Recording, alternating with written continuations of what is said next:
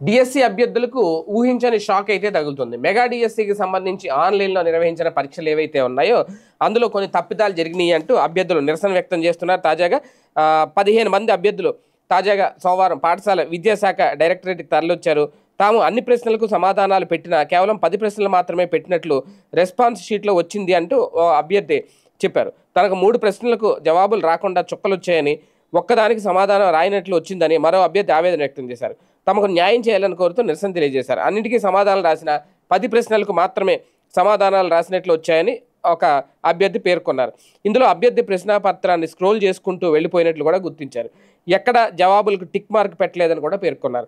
దీంతో ఆయనకు రెస్పాన్స్ షీట్లో అలా వచ్చిందని వెల్లడించారు. మిగతా వారిని సంబంధించిన ఆన్లైన్ బ్యాకప్ ఆడిట్ రిపోర్ట్ తీసుకునేందుకు కొంత సమయం పడుతుందని ఒక 2 రోజుల్లో ఆఫీస్కి రమ్మని అయితే సూచించారట. అయితే ఇదంతా వదంతులు, ఇలాంటివి నమ్మొద్దు అనేది కన్వీనర్ చెబుతున్నమాట.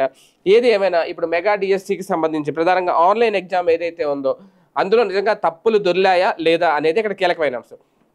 అందరికీ ఇదే పరిస్థితి ఉంటే కనుక వెరిఫై చేయాలి. అలాగని చెప్పి మళ్ళీ ఆన్లైన్ పరీక్ష నిర్వహించే అవకాశం ఎంతవరకు ఉంటుంది, లేదా వాళ్ళకి నిజంగా తప్పిదాలు జరిగాయి అనుకుంటే వాళ్ళకి ఏమన్నా అడిషనల్గా మార్కులు ఏమన్నా జోడిస్తారా, ఇది ఎక్కడి వరకు వెళ్తుంది అనేది మాత్రం చూడాలి.